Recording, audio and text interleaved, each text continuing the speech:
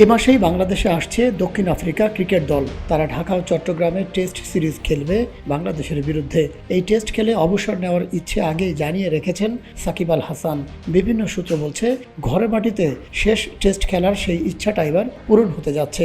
বিষয়টি এখনও শতভাগ নিশ্চিত না হলেও ক্রীড়া উপদেষ্টা আসিফ মাহমুদের কথায় আশা দেখছেন সাকিব ভক্তরা। নারী বিশ্বকাপ দেখতে এখন দুবাইয়ে অবস্থান করছেন ক্রীড়া উপদেষ্টা। সেখানে তিনি সাকিবের শেষ ইচ্ছা পূরণে আসার কথা শুনিয়েছেন। এমন পরিস্থিতিতে বিসিবির শীর্ষ কর্মকর্তারাও মনে করছেন, অবশেষে সাকিবের শেষ ইচ্ছা পূরণ হতে যাচ্ছে। ক্রীড়া উপদেষ্টা বলেছেন, সাকিব দেশেই শেষ টেস্ট খেলুক, এটা ব্যক্তিগতভাবে তিনি নিজেও চান। বাংলাদেশ ক্রিকেট বোর্ডের কাছে নিরাপত্তা চেয়েছিলেন সাকিব। বিসিবির সভাপতি ফারুক আহমেদও তার নিরাপত্তা ইস্যুতে ইতিবাচক কথা বলেছেন। চলতি মাসের 21 থেকে 25 তারিখ ঢাকায় প্রথম টেস্ট খেলবে দক্ষিণ আফ্রিকা।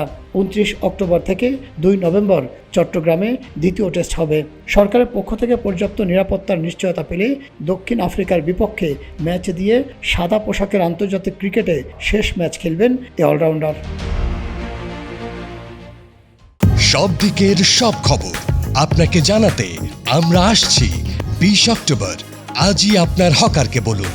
দৈনিক রূপালী বাংলাদেশ, মুক্ত চিন্তার দুরন্ত প্রকাশ।